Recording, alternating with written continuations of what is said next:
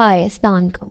आज हम Punjab environmental protection act 1998 का पार्ट 2 में हम जो पढ़ेंगे वो हम एक्चुअल डॉक्यूमेंट से देखकर पढ़ेंगे, लेकिन आपने फोकस करना जो मैं चीज़ समझा रही। अगर आपने डॉक्यूमेंट पर फोकस किया तो आपको समझ नहीं आएगी, क्योंकि ये रूल्स एंड रेगुलेशंस की बातें हैं। इसको कंसेप्टली आप समझ लें, फिर बाद में आप उसको रीड करेंगे तो फिर आपको वो समझ आएगा, वरना नहीं आएगा आपको। सबसे पहले कौंसल कौंसल की बात हमने डेफिनेशंस में की थी कि हम इसके बात करेंगे बाद में। कौंसल एक मतलब मिनिस्ट्री ऑफ इन्वायरमेंट के बाद वाली जो हमारा स्ट्रक्चर आता है वो कौंसल का आता है। अब ये भी इसको ऑफिशियल गैजेट का मतलब होता है किसी ऑफिशियल पेपर के थ्रू साइन मून करवा के जो हमारा एक सेटअप बनता है, ठीक है, तो उसको हम कौंसल कहते हैं। तो ये पंजाब इन्वायरमेंटल प्रोटेक्शन भी कौंसल है, तो इसको हम पंजाब इन्वायरमेंटल प्रोटेक्शन कौंसल कहते हैं। इस्टेब्लिशमेंट ये नहीं याद करना, बस नाम याद करें, पंजाब इन्वायरमेंटल प्रोटेक्शन कौंसिल। अब इसमें कौन कौन से मेंबर्स इंक्लूड होते हैं?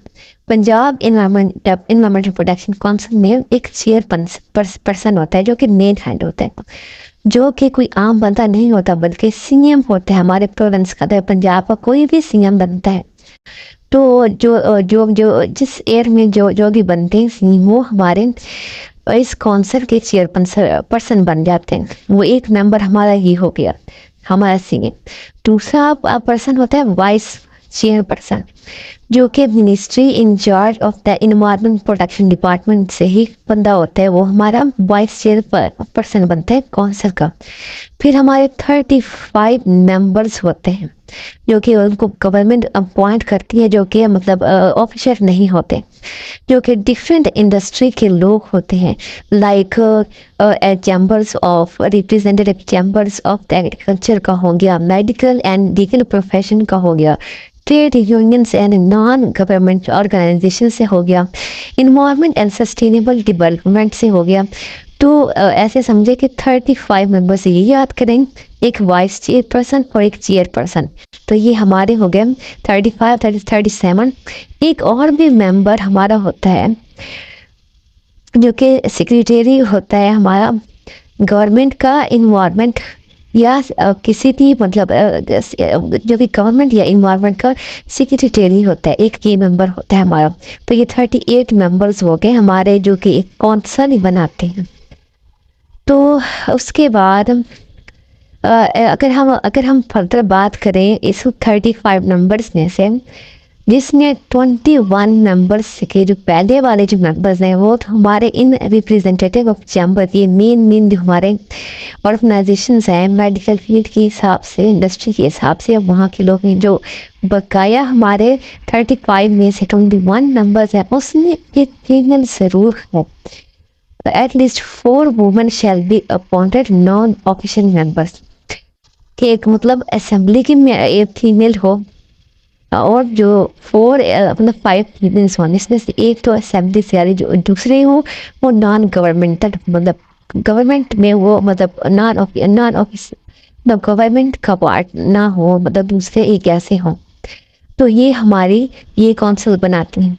उसके बाद मतलब ये इतना मतलब इम्पोर्टेंट नहीं है, मतलब कौंसिल के जो मेंबर्स हैं वो एक रूल्स एंड रेगुलेशन के हिसाब से मतलब उसको मतलब अपॉइंट किया जाता है, वो भी आएंगे। और इसमें एक ये इम्पोर्टेंट पॉइंट है कि ये जो कौंसिल है एक साल के अंदर 2 मीटिंग्स करती है हमारे इन्वायरमेंट को हमारे इन्वायरमेंट को लेकर। ये चीज़ें ज़्यादा इम्पोर्टेंट है बस, कि हमारा कौंसिल का क्या स्ट्रक्चर है, इसमें कितने मेंबर्स हैं। फिर हमारा आता है कि कौंसिल की पावर्स क्या है, ये क्या फंक्शंस परफॉर्म करती है। ये हमारा एक्ट को वो मतलब इन्फोर्स करती है। ये हमारी कौंसिल के बाद हमारा स्ट्रक्चर आता है एजेंसी का, जो कि पंजाब इन्वायरमेंट प्रोटेक्शन की एजेंसी है, तो उसको हम पंजाब इन्वायरमेंट प्रोटेक्शन एजेंसी कहते हैं, हम अभी पढ़ेंगे। तो वो जो स्टैंडर्ड बनाती है इन्वायरमेंटल क्वालिटी के हो गए या कोई भी इश्यूज पे बात करती है, तो वो कौंसिल अप्रूव करती है, बाद में वो अप्लाई होते हैं। तो ये उसकी पावर है कि वो हमारे एजेंसीज के जो भी स्टैंडर्ड है उसको मतलब अप्रूव करती है। उसके बाद ही वो जाकर इन्फोर्स होते हैं। फिर ये फर्दर जो काम करती है ये इतने ज़्यादा इम्पोर्टेंट नहीं है, सस्टेनेबल डेवलपमेंट है, इन्वायरमेंटल रिपोर्ट को देखती है, or council may either itself or on the request of any person or organization direct कर सकती है प्रोविजनल एजेंसी को, क्योंकि काउंसिल के बाद जो एजेंसी आती है उसको डायरेक्शन प्रोवाइड करती है कि आपने किस वे में चलना है, ये इसकी पावर्स नहीं आता है। दैन उसके बाद हमारी आता है एजेंसीज। काउंसिल के बाद हमारा स्ट्रक्चर आता है तीसरे नंबर पे एजेंसी।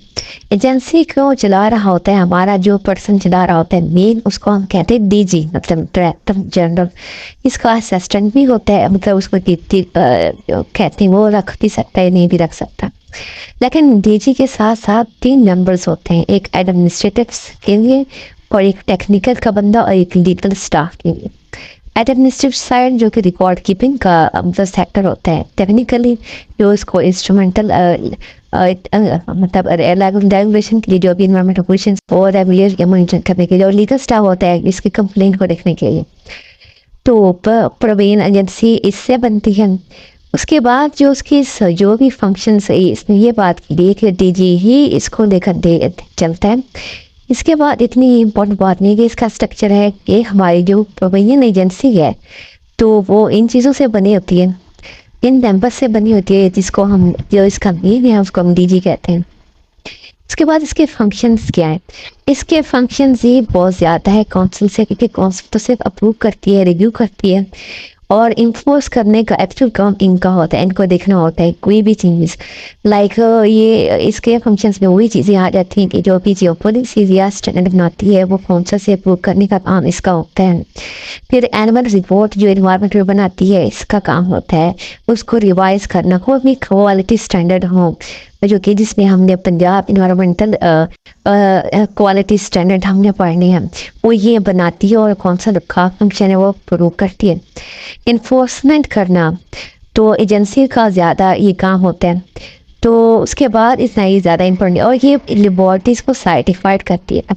मतलब जो हमारे प्रोजेक्ट चल रहे होते हैं इंडस्ट्रियल लेवल के, उनके अंदर जो इमिशंस को हमने मतलब मॉनिटर करवाना होता है, वो अगर उनके अंदर लैब नहीं है, लेकिन लाइक कुछ बड़ी बड़ी इंडस्ट्रीज हैं जिनके अंदर अपनी खुद लैब होती है, लाइक जिस तरह फर्टिलाइजर सेक्टर होता है, फर्टिलाइजर इनकी अपनी लैब्स हैं। लेकिन जो इंडस्ट्रीज अपनी लैब नहीं बना सकती, वो दूसरों की जो प्राइवेट या गवर्नमेंट सेक्टर की जो लैब्स हैं उनसे अपनी एमिशंस और ये स्टैंडर्ड चेक करवा सकती है, और उसको सर्टिफिकेशन अगर एजेंसी देगी उसके बाद ही वो करवा सकती है, अदरवाइज उनकी जो रिपोर्ट्स हैं वो एक्सेप्टेबल नहीं होती। तो ये उसके बाद आइडेंटिफाई नीड्स लेजिस्लेशन के रूल्स एंड रेगुलेशन की नीड्स जहाँ पे इन्वायरमेंट की आ रही है उसको ये देखती है।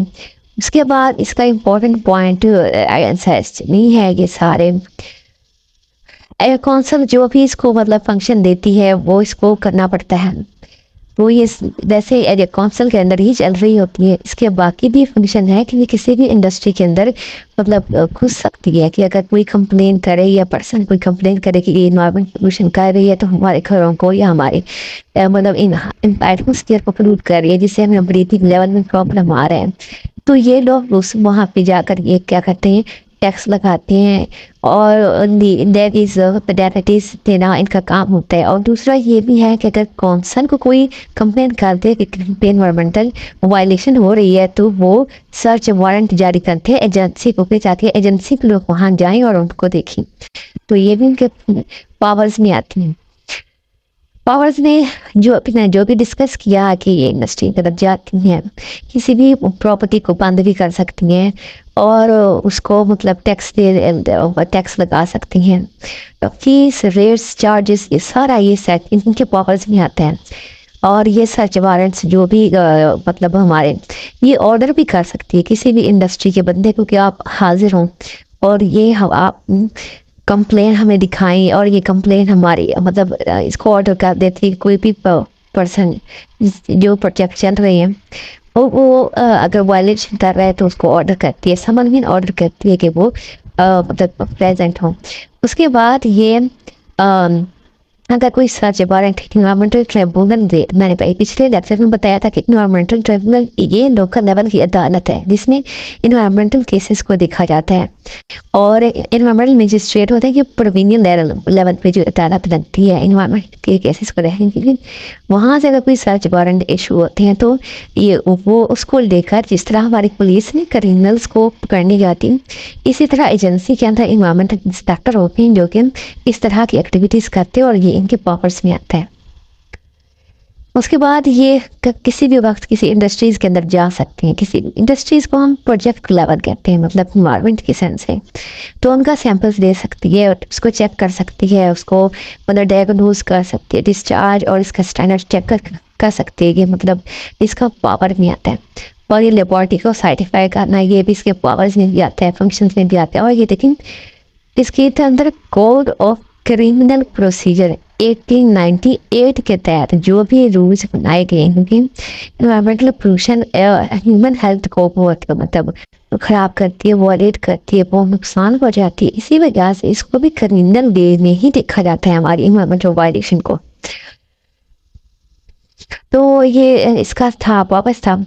उसके बाद हमारा आता है प्रोविनियल सस्टेनेबल डेवलपमेंट फंड, जो कि इसको मैनेज करता है बोर्ड। तो उसका फिर पूरा नाम है हमारा प्रोविनियल सस्टेनेबल डेवलपमेंट बोर्ड कहते हैं उसको। तो इसको जो इसका जो डेवलपमेंट फंड है वो हमारे लोन्स देती है हमारी गवर्नमेंट या फेडरल गवर्नमेंट दे सकती है। तो कोई भी मतलब इसके अंदर फंड जब सबमिट करवा सकता है, कोई देकर मतलब कोई डोनेशन देता है इन मतलब इन्वायरमेंट के केसेस को सॉल्व करने के लिए या उसको इन्वायरमेंट को प्रोटेक्ट करने के लिए प्राइवेट ऑर्गेनाइजेशन कंट्रीब्यूट करती हैं, और उसको मतलब इस फंड को भी मतलब यूटिलाइज किया जाता है। एक प्रॉपर रूल्स एंड रेगुलेशन के तहत। ये तो एक कॉमन बात है, तो ये इतनी इम्पोर्टेंट नहीं है याद करना। तो इसके आगे यही बात की गई है कि जो मैनेजमेंट करता है सस्टेनेबल प्रोविनियल सस्टेनेबल डेवलपमेंट फंड को, तो उसको कहते हैं बोर्ड, और प्रोविनियल सस्टेनेबल डेवलपमेंट बोर्ड उसका पूरा नाम है। अब इसका स्ट्रक्चर क्या है कि इस बोर्ड में क्या बहुत सी चीज़, और ये जो हमारा सस्टेनेबल डेवलपमेंट फंड है प्रीमियर लेवल पे, इसको बोर्ड मैनेज कर रहा होता है। बोर्ड में कौन कौन से लोग होते हैं, उसकी जो मेन पर्सन होता है उसको चेयरपर्सन कहते हैं, क्योंकि चेयरमैन होता है प्लानिंग एंड डेवलपमेंट बोर्ड का, और उसके अंदर 6 बंदे गवर्नमेंट ऑफिसर्स के होते हैं, और जो 10 बंदे जो होते हैं वो नॉन गवर्नमेंट ऑफिसर्स होते हैं। और उसके बाद एक डायरेक्टर जनरल होते हैं प्रोविनियल एजेंसी का, जो भी हम पढ़ के हैं ना, डायरेक्टर जनरल जो हेड करता है पंजाब इन्वायरमेंट प्रोटेक्शन एजेंसी को, जो मेन हेड पर्सन है उसका डीजीपी इस बोर्ड में मतलब इसका स्ट्रक्चर बनाता है, मतलब इसका इंफ्रास्ट्रक्चर बनाता है बोर्ड का, इसमें ये होता है। तो ये मतलब आप अंदाज़ा लगा दें, एक चेयरपर्सन है और 6 और 7 हो गए, 10 17 और एक डीजीपी हो गया। तो ये 3 मेंबर्स मिलकर हमारा बोर्ड बनाते हैं। तो इसके अंदर मतलब फंड हमारा चल रहा होता है। उसके बाद ये जो चीज़ें हैं ये भी वो सारी हुई चीज़ें हैं, इसको इतनी ज़्यादा इम्पोर्टेंट नहीं है कि जो प्रॉफिट है ये सस्टेनेबल डेवलपमेंट फंड का, इसको सेक्शन रूल्स एंड रेगुलेशन के तहत इस्तेमाल किया गया, और अच्छे मायने में सस्टेनेबल डेवलपमेंट को प्रमोट करने के लिए इसको अप्लाई किया जाए। ये हमारा सेक्शन 10। उसके बाद सेक्शन 11 में है कि provision of certain discharges or emissions. अब इसमें भी कॉमन बात की गई है कि जो इसमें कोई सच इम्पोर्टेंट टर्मिनोलॉजी नहीं है या कोई इंफ्रास्ट्रक्चर नहीं है, इसको हम याद करें कि इसमें कोई भी इमिशंस हो, चाहे वो एफ्लुएंट हो, एफ्लुएंट मैंने बताया था लिक्विड गैसेस और सॉलिड फॉर्म में जो इमिशन रिलीज होगा पोल्यूशन का, तो उसको हम एफ्लुएंट कहते हैं। Air pollutant noise in an amount या कंसंट्रेशन जो कि इन एक्सेस हो, जो स्टैंडर्ड प्रोविजन एजेंसी ने सेट किए हो क्वालिटी स्टैंडर्ड के, तो वो उसके तहत उसको फिर पेनल्टी देती है, लेगी पोल्यूशन चार्ज लेगी, मतलब रिलीज करना पोल्यूशन पे टैक्स या फाइन पेनल्टी जो भी आप कह दें, एक ही बात है। तो ये वो कॉमन बातें वो इसमें डिस्कस करते हैं। फिर सेक्शन 12 आता है, ये इम्पोर्टेंट है। अब हर इंडस्ट्री छोटी या बड़ी वो एनओसी देता है। एनओसी का मतलब क्या है कि और वो मतलब अपना प्रोजेक्ट जो फैक्ट्री लेवल का है, इंडस्ट्री लेवल का है, तो वो प्रोजेक्ट तब तक नहीं स्टार्ट कर सकते जब तक वो एजेंसी से एनओसी ना ले रहे। अब एनओसी की दो काइंड्स होती हैं, ये मैंने आपको पहले भी बताया था। जिसमें पहला एनओसी है इनिशियल इन्वायरमेंटल एग्जामिनेशन। इसमें इसको थोड़ा लाइट किया जाता है। इसमें इन्वायरमेंटल इतनी एडवर्स नहीं हो रही होती, इसको इजीली मैनेज कर सकते, मतलब इतनी हो रही होती है कि इसको बंदा जो भी फैक्ट्री इस लेवल की चला रहा होता है इस प्रोजेक्ट की, तो वो इजीली मैनेज कर सकते हैं। तो इसको मॉनिटर भी नहीं किया जाता इतना इन्वायरमेंटल इम्पैक्ट असेसमेंट हो गया जाता है। जो एनओसी इस केस को दिए जाते हैं इन्वायरमेंटल इम्पैक्ट असेसमेंट वालों को, इसमें वो इंडस्ट्रीज आती हैं जिसमें इन्वायरमेंटल पोल्यूशन होनी ही होती है और वो डाइवर्स लेवल की होती है। तो ये दूसरी काइंड है। तो ये इसको क्या इसने ये है कि ये प्रोजेक्ट फाइल बनाए। प्रोजेक्ट फाइल क्या होती है कि ए टू जी सब एक्सप्लेन करना होता है उस बंदे ने जो वो छोटी लेवल बड़े लेवल की फैक्ट्री या इंडस्ट्री लगा रहा होता है।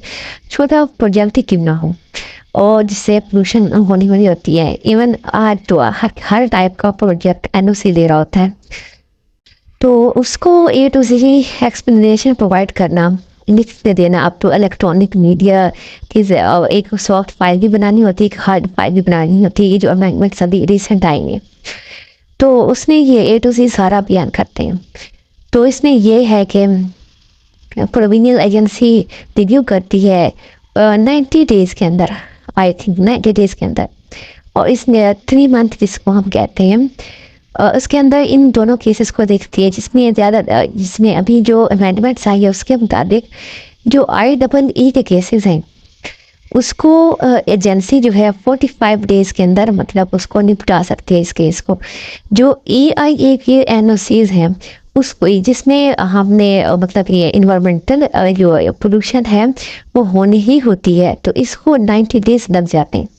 फिर इसने एक्सप्लेन किया गया है कि अगर इसे ज़्यादा वक्त लगता है तो वो इजाज़त है एजेंसी से और रीज़न के साथ, अदरवाइज़ उसको उसके अंदर उसको फिर टैक्स लगाती है एजेंसी।